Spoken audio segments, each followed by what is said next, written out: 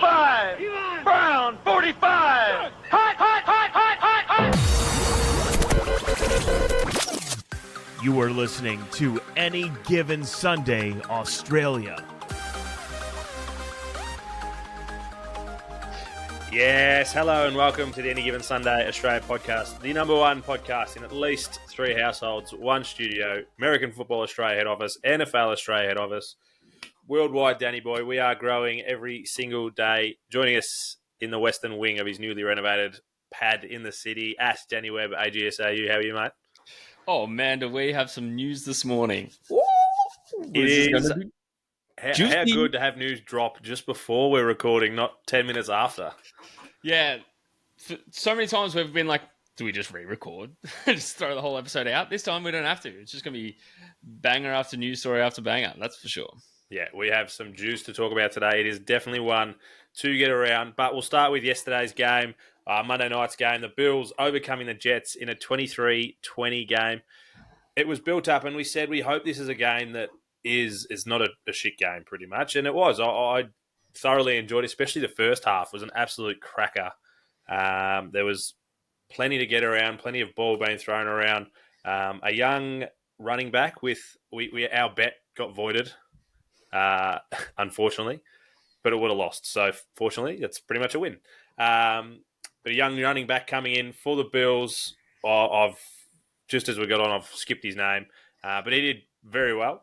He had nearly 100 rushing yards and 55 yards in the air. So huge shout out to him. I can see you getting his name up for me, which is awesome. But yeah, it was a good game to watch, an entertaining game to watch, but it does leave the Jets kind of sitting back and struggling a little bit. They're actually behind the Dolphins in the AFC East, believe it or not. And the Bills have just kind of solidified themselves at the top and probably going on to win the AFC East. Did you get your eyes across? What's that bloke's name and what were your thoughts? Charlie Pickering's going to be so upset with you, our number one Bill supporter, the fact that you couldn't remember the rookie running back, Ray Davis. Ray Davis. It's such a common name as well. Ray Davis, he did dominate. It was good to see. But what else are your thoughts?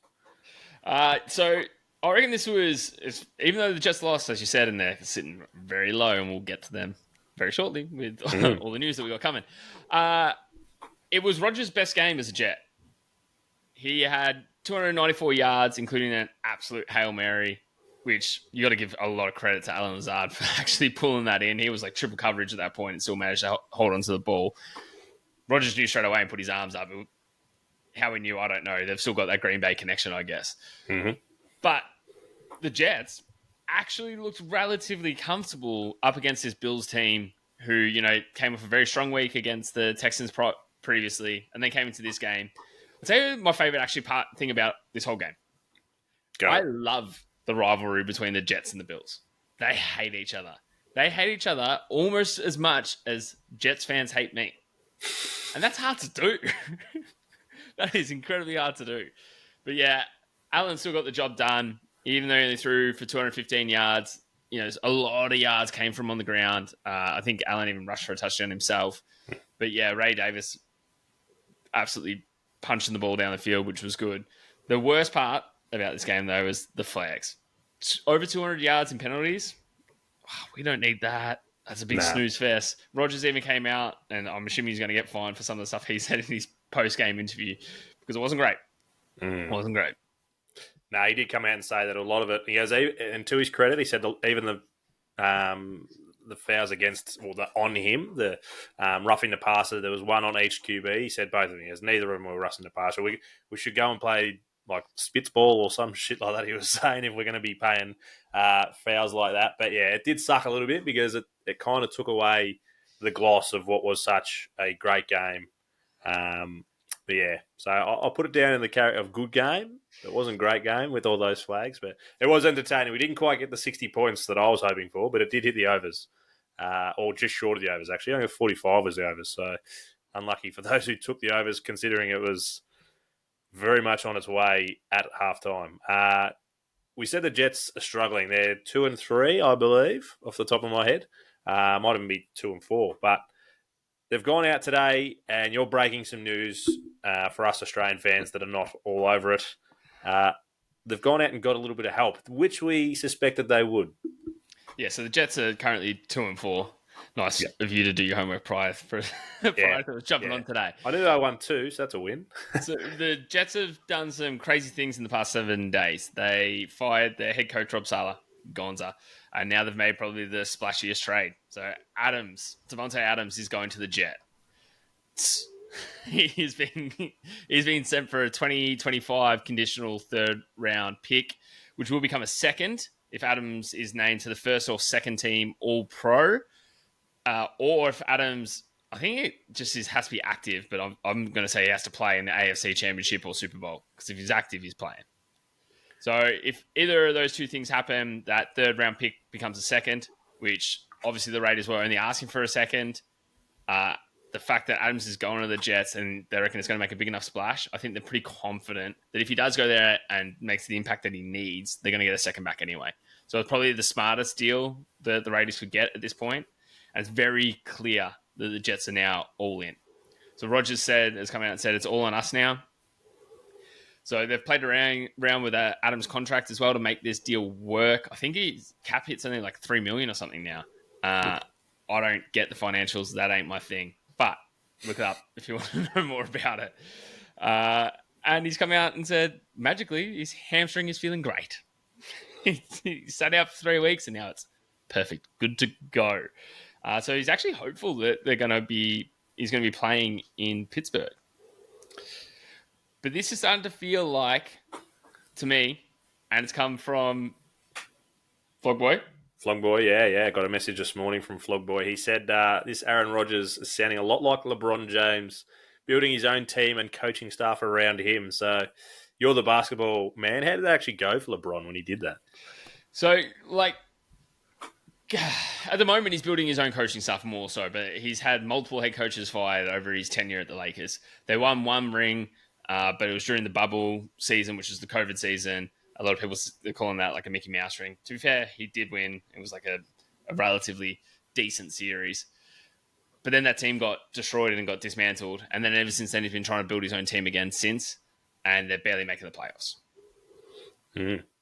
Well, Rodgers already got 1 coach fired, so he's halfway there. He's got 1 coach fired. He brought Alan Lazard with him, and now he's gone and got Davante Adams. He said at the start of the season that him and Adams would play together again.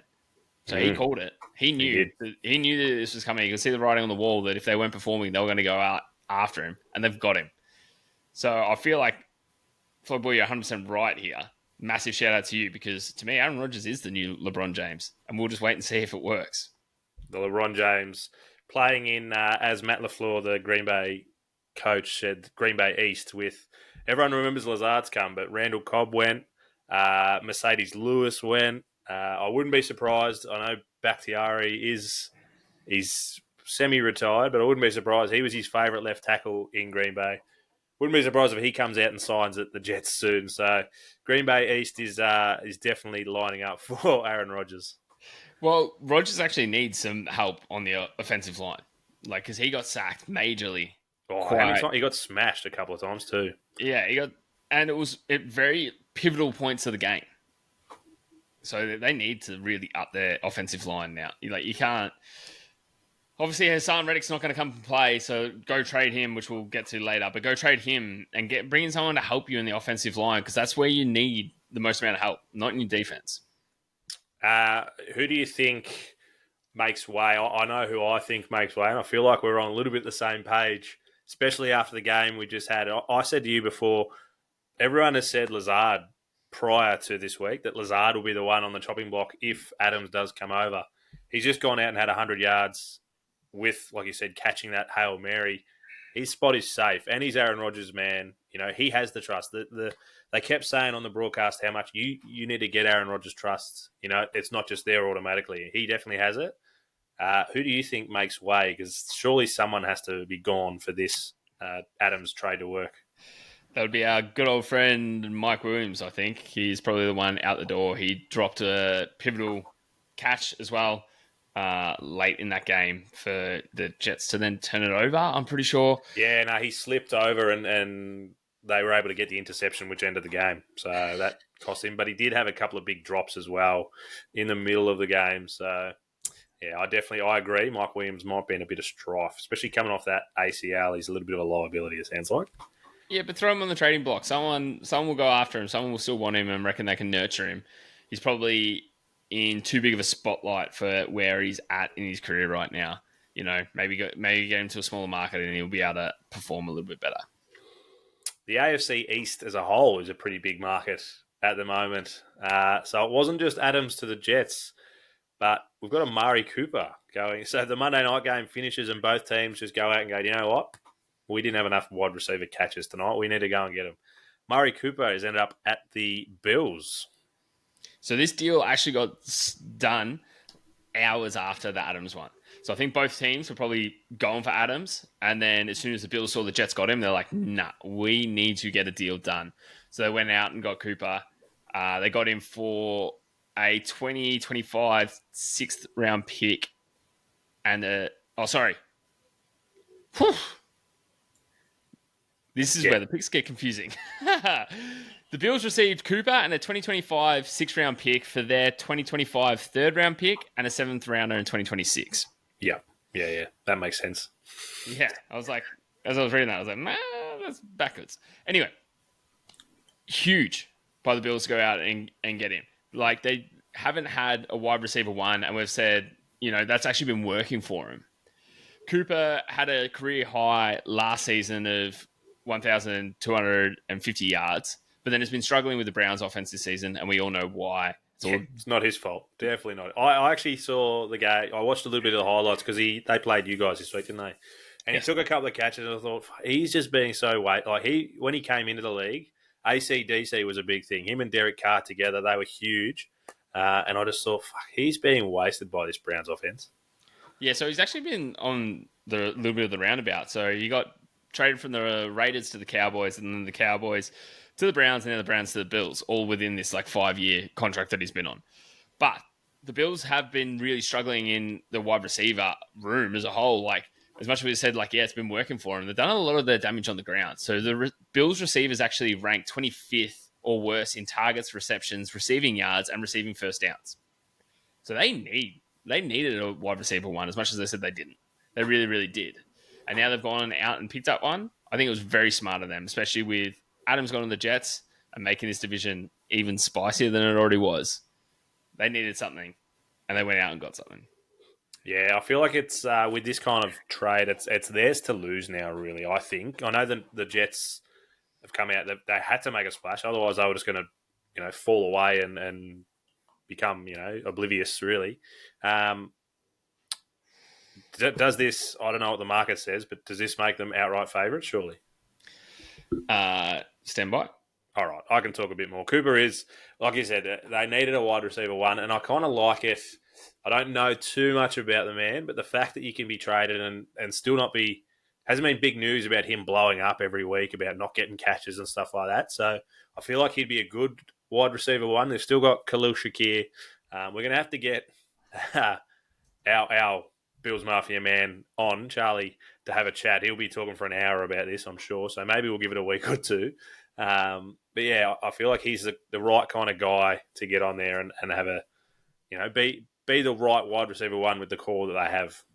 You have a wow moment going on in your face. What's going on? I have a massive wow moment. So yeah, just up that AFC odds for the winner. The Buffalo Bills are $1.17 to take out the AFC East now. Yeah. Well, the fact that, like I said, the Dolphins are second and they're a basket case. So yeah. So the Jets are then second favourites for this. Obviously, they're not second in the division currently, but obviously picking up Adams is going to make a difference. But yeah, they're only $6, $6 odds to get the job done. So yeah, the Bills division. You fancy it all, $6, or is it $1.17 done and dusted? Oh, when they're at 2-4, yeah, long way to go. Yeah, there is a long way to go. We're a long way through the season, but there's a long way to go at the same time. A lot of things can change. You just got to remember this time last year, the Jags would have been probably $1.10 favourites to win their division, and look at them now. So the Texans just went on an absolute roll and have absolutely destroyed that. and to be fair, I'll just hit you quickly with the Jets' next 6 games. So they've got the Steelers, Patriots, Texans, Cardinals, Colts, and Seahawks. They could very easily go on 5-1, 4-2. I think at least 4. You think the Texans and would be the hardest one. Yeah. So the Steelers are actually, which we haven't even brought up as a news article because, sorry, Steelers fans, but they're actually going to start Russell Wilson this. Oh, bullshit. I didn't even know that. Breaking news for you too. Yeah. Well, not 100% confirmed, but he's definitely taking the first team reps in practice at the moment. So with a change in QB and the benching Justin Fields, that can go one or two ways. They obviously he hasn't had a heap of first team reps so far, so he might still be finding his feet. So that's a really nice possibility for the Jets. The Jets are going to have the Adams bump. They lost the new coach bump, but at least they've got the new wide receiver bump. So to me, I'm chalking that up as a win, yeah? And then they're moving on to the Patriots. You can't lose to the Patriots. So win. Texans, let's give it to them, just for argument's sake. So now they're 2-1. Cardinals, they should get the job done, 3-1. Colts, if Anthony Richards isn't back, then we might have a bit of a discussion. But if not, Joe Flacco's been doing well, but not that well. I'm going to give that to the Jets as well. So we're 4-1. And then you got the Seahawks, flip of a coin, 5-1 or 4-2. Yeah. Yeah, and flips even the division. 4-2. You're reversing. They're going to be 6-6 at that point, and still well and truly in playoff contention from there. So I think 4-2 has to be a minimum, really. And I'm assuming they're going to want to go 6-0. Yeah, 100%. But yeah, I like the Texans. I don't know about that one. There's been other moves going around, just kind of a lot quieter than this, but. Running back Cam Akers has been traded from the Texans to the Vikings. I believe it's his first season in the Texans coming from the Rams. So you're the man, boots on the ground with this one. You will correct me by that one. But yeah, good move for him. So this is the second time in 12 months that Akers actually joins the Vikings. So the Vikings went out and got him last year after week 2 or 3 from the Rams. So then he played the whole season for the Vikings, and then he's like, you know what? I want to go and play for the Texans. So when he signed himself a deal with the Texans, the Vikings like, nah, you're coming back. So joke's on him. Back to the Vikings you go, Mr. Cam Akers, which is great. But he was going to lose his spot with the Texans anyway, with both running backs coming back from injury. So the deal makes sense for both parties. The Vikings are sending a conditional 2026 6th-round draft pick to the Texans in exchange for a conditional 2026 7th-round draft pick as part of the deal. So it's like, not really much going on there. But Aaron Jones is still dealing with a hip injury, so it was quite crucial for the Vikings to get another another running back, and one that they know and trust. So a good move for both parties, really. He's going to get more playing time, especially with Jones being on that little bit of a cloud, but he's also a good running back too. And mate, how many teams are going with that two-headed dragon with their running backs these days? So, yeah, I feel like it's a good move for him. I'm sure he hadn't even unpacked all the boxes out of his Vikings house. So, just straight back into that one and he'll be cherry ripe. Which is it happens. It does happen quite often, and it's always funny to see. He wanted to go out there and spread his wings, and his wings have just been clipped, and you're coming straight back home, son. Was it? I wonder. It's probably a bit harsh to throw in on now, but was it? Did he move after the Jones trade into the Vikings? The Vikings wanted to re-sign him. They offered him a deal at the end of training camp, and he was like, "No, I want to go play for the Texans." I see. And now Vikings are 5-0. He's like, I want to go back. What? What's that? I can smell the Super Bowl. I'm going back. Yeah. Although Texans are 5-1, so. It's not much difference. Yeah. Also, we have not some news, but Hassan Reddick still in your midst. But as the Eagles have said, you can go out and Eagles have already traded him. It's the Jets that have gone out and said you can go get a trade, and there's a lot of teams interested early. But what are your thoughts on who should go get him? The Lions need to go get him. It's not who should. The Lions. Well, obviously. Please come back to Philly. But that ain't happening, I don't think. As much as we would love him and need him, our defense is a bit smelly. But anyway, it's not an Eagles podcast. The Lions, after losing Aiden Hutchinson to that horrible leg injury, and I said very early, it's 6 to 9 months, if not 9 to 12 months before he's coming back. Yeah, they have come out and confirmed that he's on IR and he looks like season's over. Of course, his season's over. I'm just saying. His leg was floppy. Yeah. It looked like there was an extra joint in there between his tib and fib, and it just went 2 knees or 2 ankles. Which one? just went limp. Don't know. Whatever it was gross. So the Lions realistically should go out and get him. I know there's a lot of smoke at the moment about them going out and getting Max Crosby. That ain't going to happen. The Raiders will ask for far too much for him. Adams is a little bit different because he was 32 or whatever it was. Crosby's still a young buck, and he's the leader of the side. Crosby is the Raiders. He 100%. You get rid of him, Tom Brady's going to be really upset as a brand new owner. Congrats, Tom. As a brand new owner, if they lose their best player.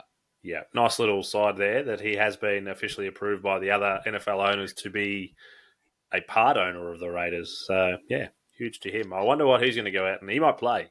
You never know. I think that means he's officially retired now that he's an owner. I don't know if you can be an owner and player. It'd be interesting if he could. He'd be picking himself every week. But yeah, so I agree. The Lions, I saw you writing this and I was like, yeah, they need someone. And yeah, 100% it makes sense for them to go out and get it. But hasn't really come out who the teams are. It's very early reports that the Jets have said, go on. It probably loosens up some cash for them for Adams as well. So it's not surprising that they're gone out and said, you know what, go find another home. And so it'll be interesting to see what teams are the ones in the hunt for Hassan Reddick. We have a massive slate of games this week, and there's 3 or 4 absolutely cracking games that we could have spoken about. You know, the Lions taking on the Packers taking on the Texans is one that I definitely was pushing for us to talk about, but even that's 3rd or 4th in line. We picked 2 cracking games. The first one is the 4-1 Lions up against the 5-0 Vikings, and the Vikings have a 2.5 point head start. 58% of people, though, are on the Lions, or 58% of the money is on the Lions at $2.10. A huge NFC North battle, and it is the best division in the North, but in the league. But you've said we haven't played each other yet, so that'll be when we start to crumble. So 58% make it 59% because, this guy is jumping on the Lions at $2.10 as my any given Sunday bet of the week. We love to bet, the underdog with the any given Sunday bet. I can't believe that at $2.10, it's going to be hard to not jump on them. The Lions haven't faced anyone that are in the top 10 like Super Bowl favorites at the start of the year, where the Vikings have actually come out and beat 4 of the top 10. So, they've only faced 4 because they're undefeated, so they haven't lost against any. Both teams coming out, though, with elite offense and defense. The Lions will be coming off super confident after they absolutely destroyed the Cowboys. And interesting little fact for all you bettors out there, the Lions have covered the spread in their last 8 games when they've been coming in as underdogs. 8 games straight, they've covered that spread. And as you said, it's only 2.5 at this point. I'm tipping the Lions are going to win, so they're definitely going to cover the spread. Yeah. Sam you Darnold, want a bit of safety, you got $1.80 at +2. Yeah. Sam Darnold was clearly suffering during that Week 5 win that they had. He's got a rib injury, so that Week 6 bye, as much as we always said at the start, not an ideal spot to have it, but for him it was perfect because it gives him that little bit extra time to heal. As we've been saying earlier, Detroit are going to be missing Aiden Hutchinson for that pressure on the ball, which will give Sam Darnold just a little bit more time to throw as well. Yeah, 2.5. It's a big line, but they say these players don't move the line, or certain players definitely move the line, and missing Aiden Hutchinson is definitely one of those guys that would have shifted that line. I reckon if he was playing, it'd be close to that 1, maybe even a 0.5 kind of line. But being at home as well for the Vikings definitely pushes it their way. But yeah, $2.10 for the Lions. I can guarantee you that MCDC will be in there, and he'll have Sportsbet or TAB or Bet365 up there and saying, boys, they don't fucking believe in us. The people do, but the people who are supposed to know, they don't think we can come out and win. They want to make us underdogs. We'll be underdogs, and we'll bite their knees on the way kind of back up as we're picking ourselves up. So I do I like the Lions here, and you've obviously picked them, so I'm going to go the Vikings. Just because, well, either way, it's a good game for us Packers. Keeps us intact with one of the teams anyway. TJ Hawkinson, I don't know, did you mention that he's also set to come back first game this year? Yeah, it's set to make his season debut after doing his ACL around this time last year, I think it was. Which, yeah, it'll be interesting to see. We haven't really seen him and Sam Darnold, obviously, so far yet this season. It'll be interesting to see their connection and see if he can be that little bit of a difference maker as well. Just another weapon. I'd imagine they would try and just ease him back in there. Might be a bit of a pitch count and see how many reps he gets, but another weapon, and he is a weapon when he gets up and going. So I'm sure JJ will be pretty happy to have him in there just to take a little bit of pressure on him because at the moment you just double JJ and hope for the best. But huge for him coming back in. So you're, just to confirm, you're going $2.10 on the Lions? Yes, I am. That is my AGS pick of the week. Yeah, nice. I'll go the Vikings just to keep it spicy. The other game is, I believe, it's not the Monday night game, but it's in the afternoon. So it'll be nice and early for us, the 7:25 game. The 5-0 Chiefs at the 3-3 49ers. I believe at the 3-3 49ers is why they are -1.5 favourites. 52% of the people have their money on the 49ers at $1.86. Yeah, so Super Bowl rematch, and people were saying possible preview of this year's Super Bowl. With how the season's gone so far, though, I'm not all that confident on the 49ers making it the whole way. But the 49ers are finally looking like they've gone back to their regular winning form. They weren't looking great through that, 2-game losing streak or 3-game losing streak that they had. But yeah, now to get back on the winning side of the ball, it's looking a little bit better. But the Chiefs just keep on doing Chief things. They just continue to win. The Chiefs are coming off a bye, and Andy Reid is actually 21-3 when he's coming off a bye, which is how do you bet against that? Mahomes is 4-0 against the 49ers. 2 of those games were in Super Bowls. Chiefs are currently allowing the 6th fewest points this season, which has actually carried them through the first month of this season when their offense wasn't consistent. But last week, or prior to the bye, their offense was back. Absolutely back. Yeah. So Mahomes and Kelsey had found that connection again. They're doing it all still without Rashee Rice and Isaiah Pacheco, but they're still managing to get the job done. On the 49ers side of the ball, Debo is finally 100% healthy again. Mason is still dealing with that sprained AC joint, which took him out of last week's game and around the third. Expecting him to play, but I reckon if he gets a heavy enough hit, they'll drag him straight away because they're backup running back. Bloody got the job done anyway. So I think they'll try and look to protect him as much as possible because he has been the perfect CMC replacement. Purdy is currently second in the league in passing yards. And 49ers have the number 2 offense in the league. And the Chiefs' pass defense is ranked 16th. So I think if we're looking at this game for a little bit of gambling, you would be looking at, Purdy to get a fair few yards. I reckon Debo, Kittle, pretty high in the reception mark as well. Just trying to find old mate. I reckon the backup. I reckon it's Eduardo. I'm right here. Here it is. No, Isaac Guerrero. I was close.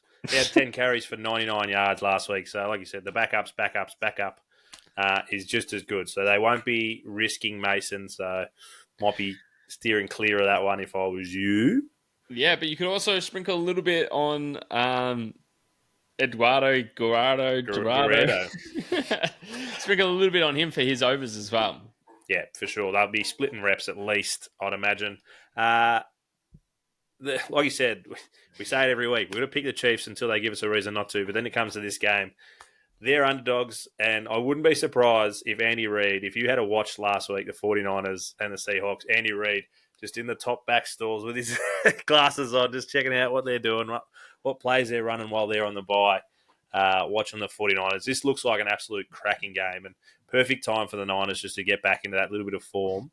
The Chiefs, you were right. They did. Juju had 130-odd yards last week. So I know they're pretty far down. You said 6 or something in pass yards, or 16th, sorry. That's defense. That's good for Purdy. But they haven't been... Mahomes hasn't been awesome in the air as well. They have done a lot of their stuff on the ground. They've been a good all-round team. But yeah, I don't know. I feel like Juju just getting that bit of confidence back, another week under his belt. And Travis Kelce, obviously, he had his I don't think he got his 10. He got 9 catches last week. Just might be a little ladder there worth looking at if he's going to be getting back up into those kind of numbers as well. So who do you see getting the chocolates here with the Niners getting a 1.5 head start? I am going to back the Chiefs until they give us a reason not to. So I reckon the Chiefs are going to go out there. They've got a lot to prove for this game. I think they want to prove to themselves, that, especially Mahomes, that he hasn't lost to the 49ers and he's not going to start now. The Niners have lost their last 2 at home. So, huge. Give me two any given Sunday bets, because the Chiefs are underdogs here. Only just. Unless I'm taking them. Yeah, no, that was in Seattle, so they won that one in Seattle. The last 2 were the 2 big comebacks, Seahawks and Cardinals. Both of them were at home for the Niners, so I reckon they're going to need a little bit of, or they want a little bit of revenge. So I'm going to take the Niners at that $1.86 money line. But yeah, definitely a game to be watching and keep your eyes across this week, I reckon. We're not going to... The Friday game is the Saints and the Broncos, or the Broncos at the Saints. The Saints have got... We've probably been a little bit harsh on these guys. They have a bucket load of injuries if you look at their weekly injury list. So maybe a little bit harsh on them starting out so well. I do have a quick question for you about them, just throwing you out there. We're going to do next week or the week after a contenders and pretenders kind of list. They won 2 and they've lost every game since. They looked electric. I know the first game was against the Panthers, but they did look electric, putting 90 points up in the first 2 weeks. Are they pretenders, or if they can get some injuries, Derek Carr back healthy, could they become contenders again, considering they're in the NFC South, and who knows what the hell happens in the NFC South? They can definitely become contenders again, but currently they are not. And that is completely due to injury, and that is nothing on the team themselves. When that many players, that many starters go down, and your whole offense is created around them, you're going to struggle. And that's exactly what they're doing. Yeah. If they can sneak a win this week, just get that momentum happening again. They have Kamara as playing at the moment, but I know he's under an injury cloud. So, Spencer Rattler was hoping he's fucking playing. I can tell you that for free. But yeah, we're going to steer clear of that game. Just it seems like a little bit of a betting nightmare. So we'll put together some bets for the Monday games. Probably the 2 games that we've just spoken about, just to keep it real interesting for you. But make sure you keep across our feed, Any Given Sunday AU podcast on Sportsbet, or on our socials. We'll start posting them on there too when we're using the other sites like Bet365 and such, because they are great for building receiving ladders, as we found out. We actually did really well with that Garrett Wilson receiving ladder. For those that listened to the very end and jumped on, he got to 8. He should have had 10. He actually caught one that they took out of him in the end zone. So I'm actually going to email them and say he actually got 9. Pay it out, you bastards. Who's Eagles got? The Eagles have. The Packers have the Texans, so another one just to keep your eye over, because that is going to be that's a 4 a.m. start for me, and I'm very, very tempted to get up for it. The Eagles have our divisional rivals, the Giants. If you don't get a win against the Giants, I'm almost putting us. Yeah. Like having AJ Brown back and Davante Adams made a huge difference. Dallas Goedert. Devonta Smith, not Davante Adams.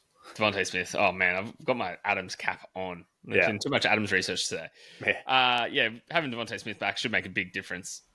Anyway, I am chalking this one down as a win anyway. Yeah. So if you don't, Eagles are done. Absolutely. You can sit there with the Cowboys if you lose this game, mate. Oh, gross. Good work. Good luck to the Birds. My Packers have got a fucking real chance. So we'll see you. Enjoy the weekend, and we'll see you next week. Gamble responsibly.